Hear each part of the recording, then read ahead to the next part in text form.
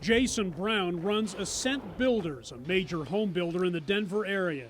Of all the materials he works with, lumber is at the top of the list. It's pretty important. It's the frame of every house. As Brown knows all too well by now, lumber is much costlier than it was a year ago, spiking as high as 4 times as much in May.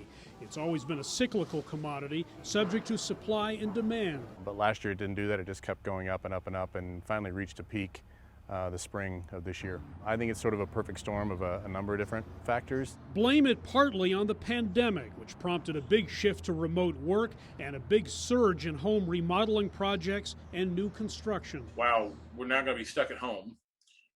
2 working income jobs and Zoom meetings all the time, plus homeschooling kids. This existing house does not fit what we need. Home sales just went through the roof. Sawmills in the U.S., either antiquated or lacking workers, and some of them closed, couldn't keep pace with the demand for wood products. The effect has been felt here at Ascent's Cornerstone Townhome project, where construction is roughly 3/4 complete. It's a major impact to our cost. Brown says pricier lumber has added $30,000 to $35,000 to the cost of each new home. Those dwellings are often pre-sold, sale prices locked in, which presents a challenge. It's been making sure that our costs are in line with our prices, so we're not underwater, and we can still make some kind of margin.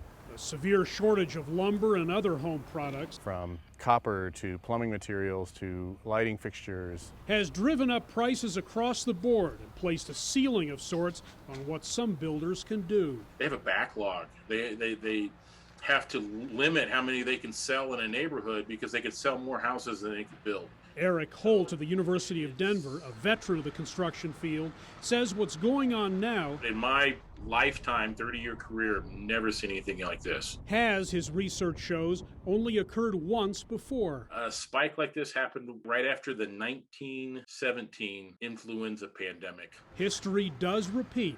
Back in 2018, Brown spoke about the impact of U.S. tariffs on Canadian lumber. If you look at the absolute rates that we're all paying for lumber, we've never seen it this high. That was then. Lumber prices have dropped in recent weeks. Supply appears to be catching up with demand. How that affects the red-hot housing market, we'll see. Hendrik, Sybrandy, CGTN, Denver.